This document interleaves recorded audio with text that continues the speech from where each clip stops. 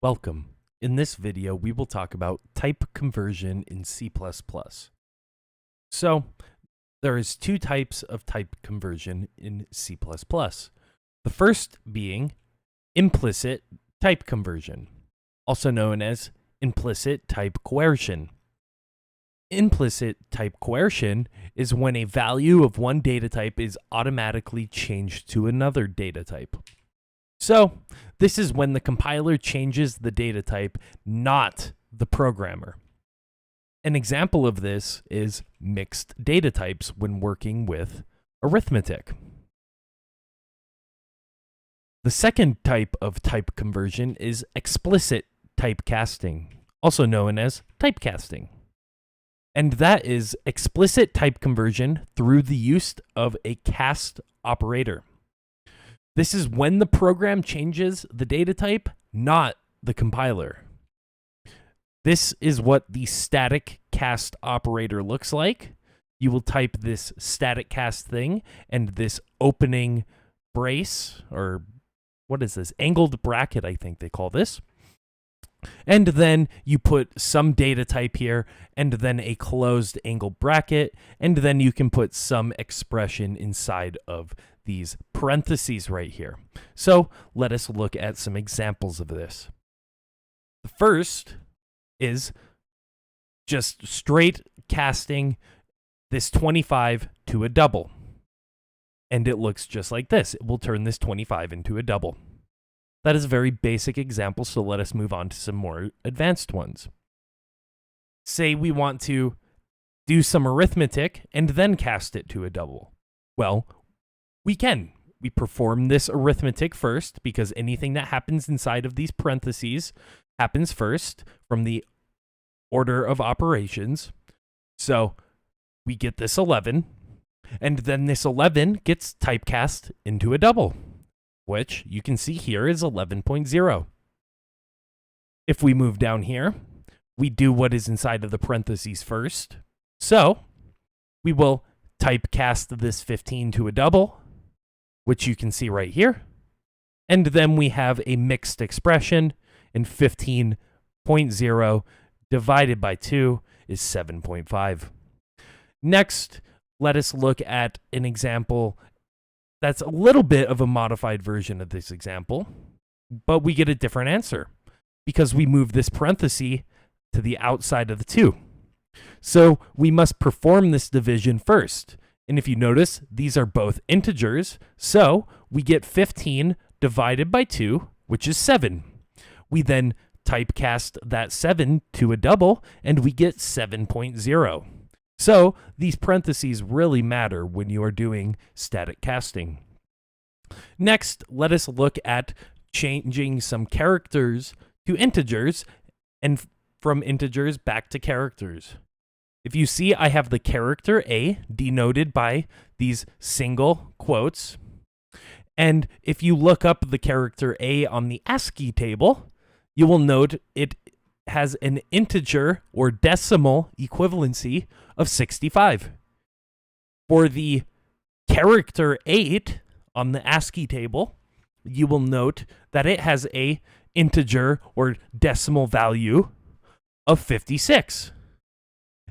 And when you take these integers and want to cast them back to characters, you see you can go from 65, which will give us an A, or 56, which will give us an 8.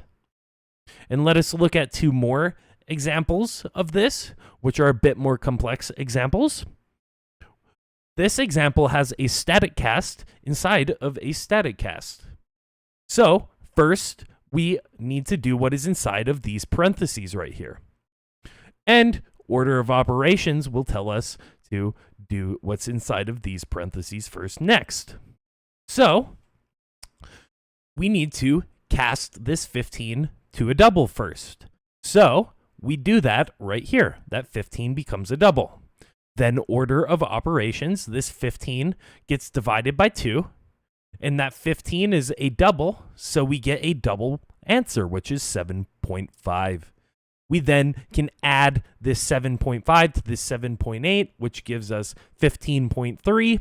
And then when we cast it to an integer, it's going to chop off this decimal place and give us 15.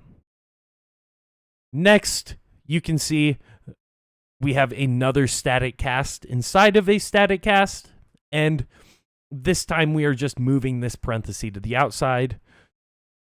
And when we do that, we must do what is inside of this parentheses first. So what is inside of this parentheses is this divide. That is integer division because we have two integers. So we do not get a remainder. We just get 7.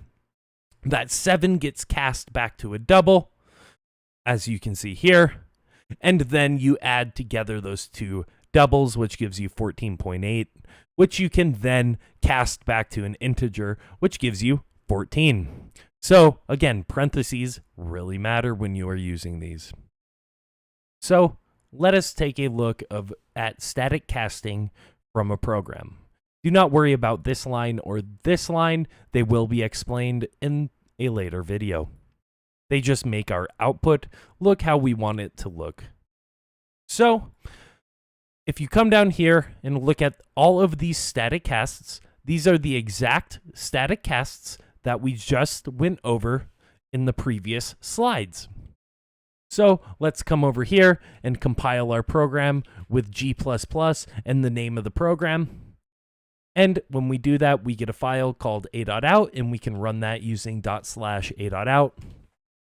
And you see we get all the same answers that we got from the previous slides. We get this 25 as a double because we're just casting it to a double. We get 8 plus 3, which then gets cast to a double, which is 11. Awesome. We then here, this gets turned to a double and then gets divided by 2, so that's 7.5, as you see there.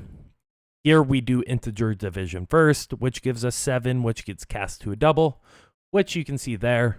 Here this a gets converted to an int, and this 8 gets converted to an int, so you get these two integers there, which are the values that they are equivalent to on the ASCII table. And then if you do it backwards with the integers going towards the characters, you get the characters you expect. Note this is the character 8 and not the number 8. And then this first one, this 15 gets static cast to a double and then gets divided by 2, so you get 7.5. Add those two together and you get 15.3, which then gets static cast to an integer, so you get 15. And then here you get 15 divided by 2 as an integer, which is 7. That gets cast to a double, which is 7.0. And 7.0 plus 7.8 is 14. Cast to an int is 14. And as one last closing remark, you can also do explicit type conversion without the static cast operator. It will do the same exact thing as the static cast operator. It's just a little bit cleaner of a look in your code. And that is just by replacing the static cast operator with double or int or char, just whatever data type that you want to convert to. And all of these are just the previous examples copied over and changed into this more simplified syntax. So let's take a look at this in code. And here we have all of the previous examples, which you can see here, all the previous examples. But instead of the static cast operator, we are using the simplified version where we just call what data type we want to convert, whatever follows in the parentheses. And if you see, if we come over here and compile this program with G++, and the file name, we get a file called a.out, and we can run it with /a.out, and you see we get all of the same answers with the same explanations of why those answers come out as the previous code segment and the previous slides. Thank you for watching, and see you in the